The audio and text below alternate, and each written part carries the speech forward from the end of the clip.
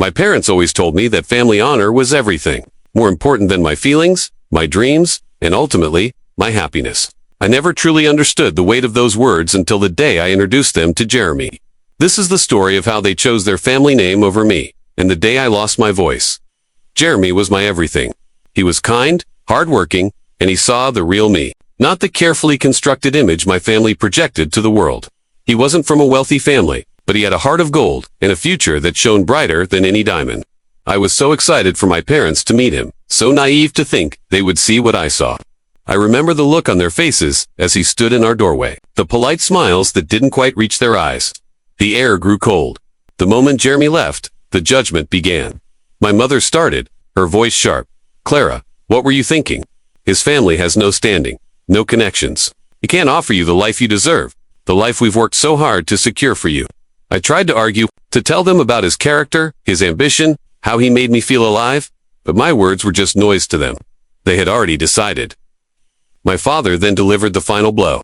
He had arranged a meeting, not with Jeremy, but with the son of his business partner, Dr. Alex Coombs. "From a good family," he said, his tone leaving no room for discussion. "He's a doctor, respected, wealthy. This is the kind of match that will elevate our family's name, not tarnish it. Tarnish it." That's what I was doing by loving Jeremy. I was a stain on their perfect reputation. The real silencing happened a week later, at a high society charity gala. I saw my mother across the room, laughing with the wives of other powerful men. Later that evening, she pulled me aside, her grip on my arm surprisingly tight. "Did you see how Mrs. Vanderbilt was looking at us? The whispers have already started because of your little indiscretion. Do you have any idea how humiliating this is? Our name is all we have?" I looked at her, truly looked at her, and saw a stranger. She was more afraid of gossip at a party than of her own daughter's heartbreak. I pleaded with her, tears streaming down my face, begging her to understand.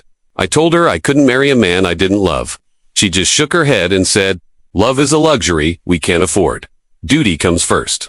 The breaking point came when my father sat me down in his study. The room felt like a courtroom, and I was on trial for daring to want the life of my own. He didn't raise his voice. He didn't need to. His words were cold, hard, and absolute. "You will end things with this boy, Jeremy. Immediately and permanently. You will not see him. You will not speak to him. You will accept Alex's proposal. This is not a discussion, Clara. It is a decision. You will not embarrass his family." I looked at him, searching for a trace of the father who used to read me bedtime stories, but he was gone. In his place was a man who saw me as a pawn in his game of social chess. I felt something inside me break. The fight just left. What was the point? They had made it clear. My happiness was irrelevant. To protect them from embarrassment, to uphold this family name, I had to erase myself. So I did it. I called Jeremy and spoke the words my father had scripted for me.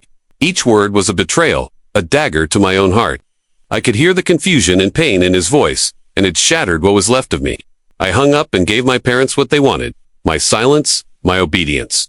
I gave up Jeremy. I gave up my desires. I gave up my voice. The emotional damage was immediate and profound. A part of me died that day, a part I would never get back. The wedding to Dr. Alex was a grand affair, the event of the season. My parents were beaming, basking in the glow of their social triumph. I wore a stunning dress, a fortune in diamonds around my neck, and a perfectly vacant smile. We moved into a magnificent mansion, a gilded cage filled with beautiful, empty things. I had everything a woman was supposed to want: a wealthy husband, a luxurious home, a place in high society. And I was completely, utterly miserable. The laughter that used to come so easily disappeared. I stopped talking about my passions, my thoughts, my feelings. What was the point? No one was listening. I became a ghost in my own life, drifting through perfectly decorated rooms, a beautiful accessory for my husband and a testament to my parents' success. Depression became my constant companion, a heavy cloak I couldn't take off. Now, years later, I often find myself standing right here, in front of this large, ornate mirror. The woman staring back at me is a stranger. She wears perfect dresses, her hair is flawless, her makeup impeccable. She is the picture of elegance and poise. But her eyes are empty. There's no light, no spark, no life. My parents got what they wanted. They preserved their precious family name, but in doing so, they forced me to sacrifice the one thing that was truly mine, myself. I look at my reflection and a single thought echoes in the silence of my mind.